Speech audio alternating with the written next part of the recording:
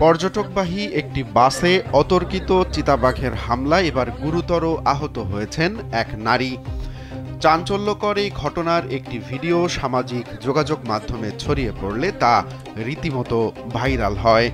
জানা গেছে, ভারতের কর্ণাটক রাজ্যের বানরঘাট্টা জাতীয় উদ্যানে সাফারির সময় পর্যটকবাহী একটি বাসে আচমকা হামলা চালায় একটি চিতাবাঘ। এ সময় 12 জনেরও বেশি পর্যটকের একটি দল বাসে করে বানরঘাট্টা জাতীয় উদ্যানে সাফারিতে বেরিয়েছিলেন। স্যান্ডেলিনা সো, রূপচর্চায় আভিজাত্য।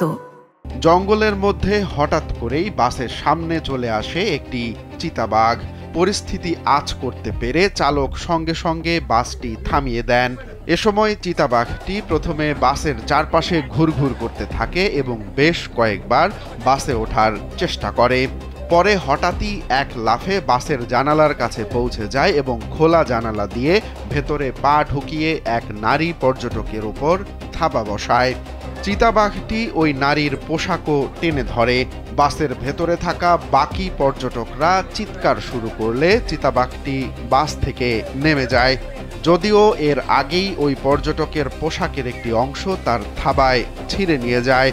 এই ঘটনায় বাসের অন্যান্য পর্যটকদের মধ্যে তীব্র আতঙ্ক ছড়িয়ে পড়ে। তারা দ্রুত সমস্ত জানালা বন্ধ করে দেন।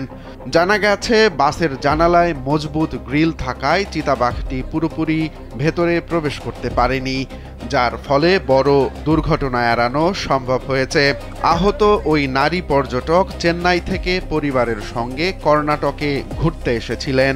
চিতাবাঘের থাবায় তিনি আহত হলেও বর্তমানে সুস্থ আছেন বলে জানা গেছে।